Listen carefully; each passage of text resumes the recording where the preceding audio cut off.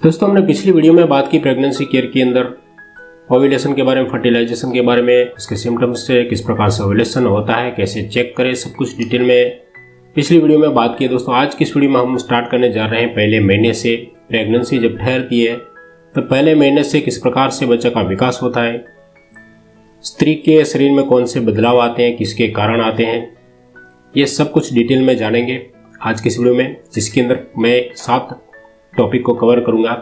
जिसके अंदर सबसे पहले कि प्रेगनेंसी कैसे चेक करें, रही है कि नहीं रही, ये पहला होगा। दूसरा, लक्षण क्या है, सिम्टम्स कौन से दिखाई देते हैं। उसके बाद में फीमेल के शरीर के अंदर यानी स्त्री में कौन से ऐसे शारीरिक बदलाव, फिजिकली चेंज क्या होता है बॉडी के अंदर, ये जानेंगे। नेक्स्ट के अंदर जानेंगे बच्चे का विकास किस प्रकार से होता है शुरुआत से 1 महीने में, यानी कि 4 वीक के अंदर कौन कौन से शरीर के अंग बनते हैं, किस प्रकार से उसका ग्रोथ होता है। उसके बाद में दोस्तों जानेंगे इस दरमियान यानी कि पहले महीने में क्या खाना चाहिए, क्या नहीं खाना चाहिए, कौन सी परहेज रखनी चाहिए। साथ में कुछ केयर टिप्स भी बताऊंगा मैं, जिसके अंदर क्या करना चाहिए, क्या नहीं करना चाहिए। ये सब कुछ यानी कि ये 7 टॉपिक्स के बारे में इस वीडियो में जानेंगे। दोस्तों अगर जानना चाहते हैं इसके बारे में पूरी डिटेल में तो वीडियो को एंड तक जरूर देखिए, क्योंकि सब कुछ डिटेल में मैंने बताया है और ये वीडियो आपको पसंद आएगी। नमस्कार दोस्तों, मेरा नाम है ऋषि पटेल, आप देख रहे हैं अंतरंग चैनल। तो चलिए शुरू करते हैं। सबसे पहले दोस्तों बात करते हैं प्रेगनेंसी को कैसे पता करें कि प्रेगनेंसी रही है कि नहीं। तो सबसे कॉमन पहला बात है कि जैसे कि मासिक चक्र यानी कि पीरियड जो होता है वो बंद हो जाता है। ये फर्स्ट एक लक्षण है। जैसे ही पीरियड बंद होता है तो तुरंत पता चलता है कि प्रेगनेंसी रही है, ऐसा लगता है। लेकिन जब कंफर्म हम कैसे कर सकते हैं, तो उसके लिए दोस्तों प्रेगनेंसी किट बाजार में आती है, आपको 50 रुपये के आसपास मिल जाएगी किसी भी मेडिकल स्टोर पर। उसको घर पर लाकर सुबह का प्रेगनेंसी का जो सुबह पहला यूरिन जो होता है उसको लेकर आप घर पर ही टेस्ट कर सकते हो। उसके अंदर 2 लाइनें अगर आती है तो कंफर्म हो जाती है प्रेगनेंसी है। इसके बाद में अगर 1 लाइन आती है तो प्रेगनेंसी नहीं है, किसी और कारण हो सकता है पीरियड रुकने का। तो इसके लिए आप अपने डॉक्टर से बता दीजिए। ये है। दूसरा, ब्लड टेस्ट भी करवा सकते हैं कंफर्म होने के लिए इस प्रकार से, या फिर आप सोनोग्राफी भी करवा सकते हैं कंफर्म प्रेगनेंसी के लिए। अब दोस्तों बात करते हैं दूसरा जो टॉपिक जो है लक्षण के बारे में। लक्षण मैंने बताया इस प्रकार से। सबसे पहले मासिक चक्र जिसे कहते हैं हम, वो बंद हो जाता है उसके अंदर।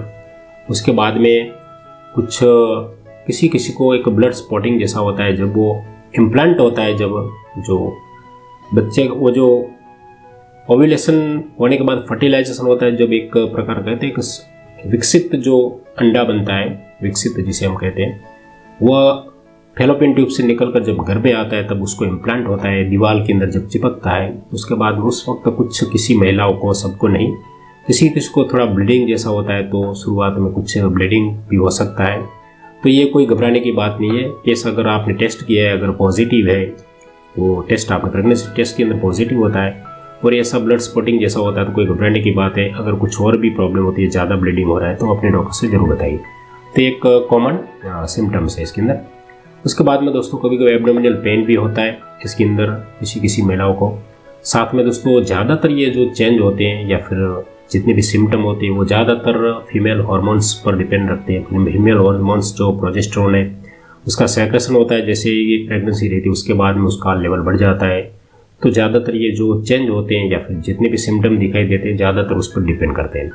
उसके अंदर भी देखें तो मूड स्विंगिंग, जिसका मूड चेंज होता है महिला का मूड, वो भी हार्मोन्स के इम्बैलेंस के कारण ही होता है। साथ में स्तन का भी आकार बढ़ जाता है या फिर एक प्रकार का टाइटनेस जैसा लगता है स्तन के अंदर। उसकी जो निप्पल है उसका भी कलर चेंज होता है किसी महिला में, सबके अंदर नहीं, कुछ ऐसा देखा गया है। साथ में दोस्तों शुरुआती वीक के अंदर कुछ थकान जैसा लगता है, कुछ थोड़ा सा भी काम करते हैं या फिर सीढ़ियाँ चढ़ती है तो उसको थकान जैसा महसूस भी होता है। या फिर किसी महिला को बार बार पेशाब यानी कि यूरिनेशन की प्रॉब्लम भी होती है, बार बार पेशाब जाना पड़ता है। तो ये भी एक सिम्टम्स हम समझ सकते हैं। साथ में जो एक कॉमन जो सिम्टम्स कहते हैं जिसे मॉर्निंग सिकनेस जैसे कहते हैं, जो नोसिया वॉमिटिंग ज़्यादातर होता है शुरुआत में, वो एक अच्छा साइन कह सकते हैं। क्योंकि जब प्रेगनेंसी रहती है और अच्छी तरह से जब इम्प्लांट हो जाता है बच्चा, तब ये मॉर्निंग सिकनेस होता है, तो एक अच्छा सिम्टम्स होता है। उसके अंदर क्या होता है कि बच्चे का विकास सही तरह से हो रहा है, जिसके अंदर नोसिया वॉमिटिंग जो होता है, मॉर्निंग सिकनेस, वो ज़्यादातर हार्मोन के इम्बैलेंस के कारण होता है। वो भी अच्छा एक सिम्टम्स कह सकते हैं। उसके बाद में दोस्तों किसी को कब्ज़ की भी प्रॉब्लम रहती है ये जो सिम्टम है दोस्तों मैं बता रहा हूँ वो जरूरी नहीं कि सब महिला में सब सिम्टम दिखाई दे, किसी को 2 दिखाई दे सकते, किसी को 4 भी दिखाई देते या किसी को सब भी दिखाई देते। जरूरी नहीं है कि हर एक सिम्टम्स हर एक महिला में दिखाई दे, हर एक की प्रकृति अलग अलग हो सकती है, हॉर्मोन्स का स्तर भी अलग अलग हो सकता है, इसलिए कोई मतलब ये नहीं समझता कि ये सब सिम्टम्स सबके अंदर दिखाई देते। उसके बाद में किसी किसी महिलाओं को सूंघने की सेंस भी बढ़ जाती है, एक्टिव हो जाती है, साथ में किसी किसी को हेडेक जैसी समस्या होती है, किसी को बैक पेन भी होता है, या फिर किसी को ज़्यादातर देखें तो किसी को भूख भी ज़्यादा लगती है। तो ऐसे कुछ सिम्टम्स है, सबको नहीं इस प्रकार से बताइए इस प्रकार से, लेकिन ऐसे कुछ सिम्टम्स शुरुआती पहले महीने में आपको दिखाई देंगे, बाद में वो धीरे धीरे कम भी हो जाएंगे या फिर कुछ और सिम्टम दिखाई देंगे, वो नेक्स्ट वीडियो में हम देखेंगे। दूसरा महीने की वीडियो जब हम बनाएंगे तो उसके अंदर सब उसके बारे में चर्चा। उसके बाद में दोस्तों बात करते हैं कि शरीर में कौन कौन से बदलाव आते हैं। दोस्तों देखें तो गर्भवती जो महिला है उसका अपने शरीर में पहले से ज़्यादा कुछ स्वेलिंग जैसा लगता है, जैसे कि फूल गया वैसा उसको फीलिंग होता है, ये एक सिम्टम्स है। और ज़्यादातर ये एस्ट्रोजन के स्तर बढ़ने के कारण जो होता है, जो बताया इस प्रकार का स्तन के अंदर मैंने बताया इस प्रकार से टाइट जैसा वो लगता है, या फिर निप्पल के अंदर कलर चेंज होना, निप्पल थोड़ा बड़ा हो जाना, ऐसा कुछ लगता है, ऐसे कुछ शारीरिक कुछ चेंज भी आते हैं। उसके अलावा दोस्तों मैंने बताया इस प्रकार से जो एस्ट्रोजन का स्तर बढ़ने के कारण किसी किसी महिलाओं को स्त्राव जो होता है, ब्लड स्पॉटिंग जो बताया, ये भी फिजिकली चेंज होता है। साथ में दोस्तों किसी किसी महिलाओं को एस्ट्रोजन का स्तर बढ़ने के कारण एक अधिक स्त्राव भी होता है, ब्लड स्त्राव, किसी को ज़्यादा भी होता है, लेकिन कोई घबराने की बात नहीं है, अपने डॉक्टर से जरूर जांच करवा लें। बात करते हैं कि बच्चे के विकास की किस प्रकार से, तो दोस्तों अगली वीडियो में हमने सब कुछ जाना है कि किस प्रकार से फर्टिलाइजेशन होता है। फर्टिलाइजेशन होने के बाद एक निश्चित जो अंडा बनता है, निश्चित अंडा, वो आगे जाकर जो यूटेरस यानी कि गर्भ के अंदर जो उसका इम्प्लांट होता है, दीवार में चिपकता है, उसके बाद में उसकी सफ़र शुरू होती है प्रेगनेंसी की। तो दोस्तों जब ये विकास जब होता है बच्चे का, जब इम्प्लांट होता है, तभी काफ़ी हार्मोन्स के जो ज़्यादा कम होते हैं उसकी बैलेंस के अंदर, यही सब कुछ उस पर विकास जब हो रहा है उसी के कारण सब कुछ होता है, ये सब नेचुरल प्रक्रिया होती है। अब बात करते हैं दोस्तों बच्चे का विकास की, तो दोस्तों जब ये 1 से 4 वीक यानी कि पहले महीने के अंदर बच्चे की साइज की मैं बात करूं तो एक चावल के दाने से भी कम उसकी साइज होती है, जिसके अंदर देखें तो ज़्यादातर जेनेटिक उसका विकास होता है। जेनेटिक यानी कि जीन, जो माता पिता के जीन है उनके अंदर से जो भी मिलते हैं तो वही उसके अंदर जेनेटिक विकास होता है, और ये दिखाई देने वाला नहीं होता है। अगर उसको सोनोग्राफी के अंदर एक उसका इमेज देखे तो उसके अंदर पता चलता है कि उसके बच्चे का कुछ विकास, जैसे कि उसका चेहरा बनना शुरू होता है, आंखों की जगह कुछ काले घेरे नजर आते हैं, शिशु का निचला जड़बा भी बनता है, गला भी बनना शुरू हो जाता है, या फिर रक्त कोशिकाएं भी बनती है। उसके चौथे जो वीक होता है उसके अंत में देखें तो शिशु का यानी कि बच्चे का दिल भी धड़कता है। तो अगर वो टेस्ट करते हैं सोनोग्राफी के अंदर भी कि बच्चे का तो दिल धड़कता हुआ सुनाई देता है। ये 1 से 4 वीक यानी कि 1 महीने के अंदर इतना विकास हो जाता है। आप इमेज भी देख सकते हैं, इस प्रकार से बच्चे का विकास होता है। अब चलिए दोस्तों बात करते हैं नेक्स्ट वीक के बारे में, नेक्स्ट स्टेप के बारे में, तो क्या खाए और क्या न खाए। अब दोस्तों प्रेगनेंसी के अंदर देखें तो क्या नहीं खाना चाहिए, इसकी अगर बात करें तो ज़्यादातर यही सावधानियाँ रखनी है कि क्या न खाए।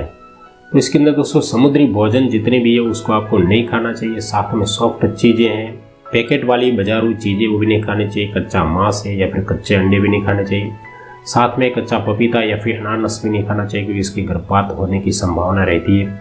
जंक फूड भी नहीं खाना चाहिए, या फिर किसी भी प्रकार का अगर आप शराब या फिर स्मोकिंग करें उसे एकदम क्वाइट बंद कर दीजिए। साथ में दोस्तों बात करते हैं क्या खाना चाहिए, कौन सी चीज़ें लेनी चाहिए।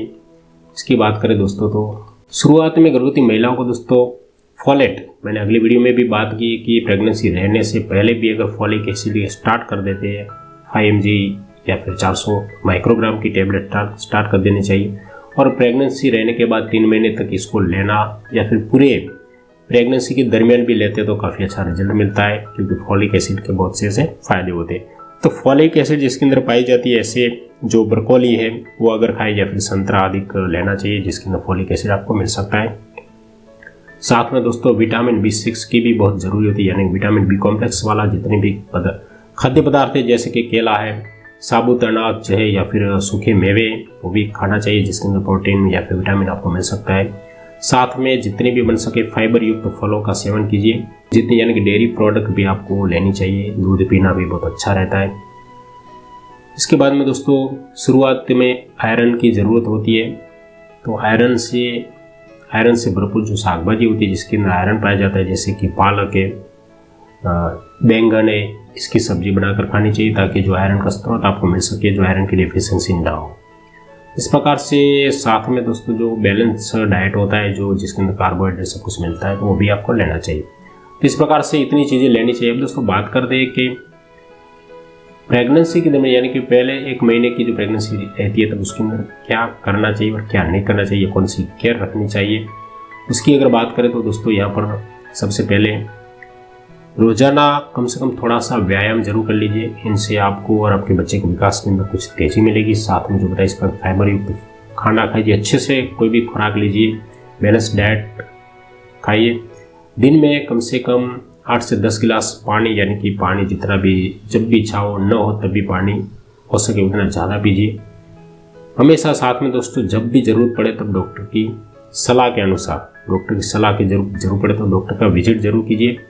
कोई भी डाउट लगता है तो डॉक्टर से मिलिए और डॉक्टर ने जो भी दवाई दी है, सप्लीमेंट दी है, विटामिन जो भी दिए, तो उस प्रकार से उसको रेगुलर लीजिए।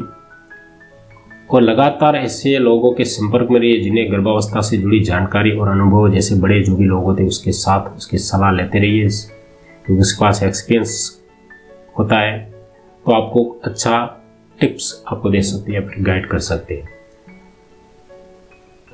अब दोस्तों बात करते हैं कि प्रेगनेंसी के दरमियान क्या नहीं करना चाहिए, यानी कौन सी केयर लेनी चाहिए। तो दोस्तों लंबी यात्रा करने से बचना चाहिए। किसी भी प्रकार का प्रोग्राम कर रहे हैं, लंबी यात्रा अगर करनी पड़े तो इनसे नहीं करनी चाहिए।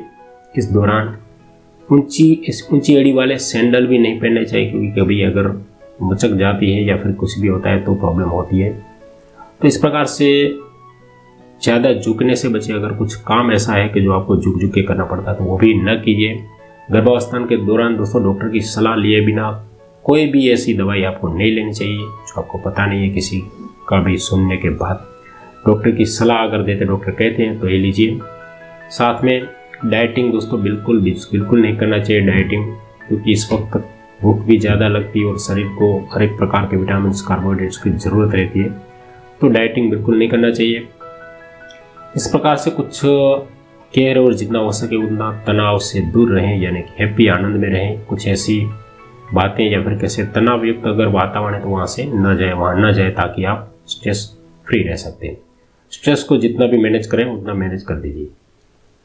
तो इस प्रकार से दोस्तों मैंने आपको केयर के बारे में बताया, टिप्स के बारे में भी बताया है, कौन सी चीज़ें खानी चाहिए, कौन सी नहीं खानी चाहिए, और पूरा डिटेल में बात की है किस प्रकार से बदलाव होता है शरीर के अंदर, क्या क्या लेना चाहिए, क्या नहीं लेना चाहिए, सब कुछ डिटेल में बताया।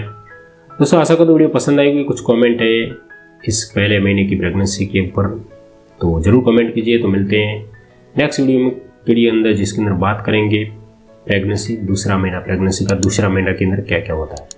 तब तक के लिए जय हिंद, जय भारत। Thanks for watching.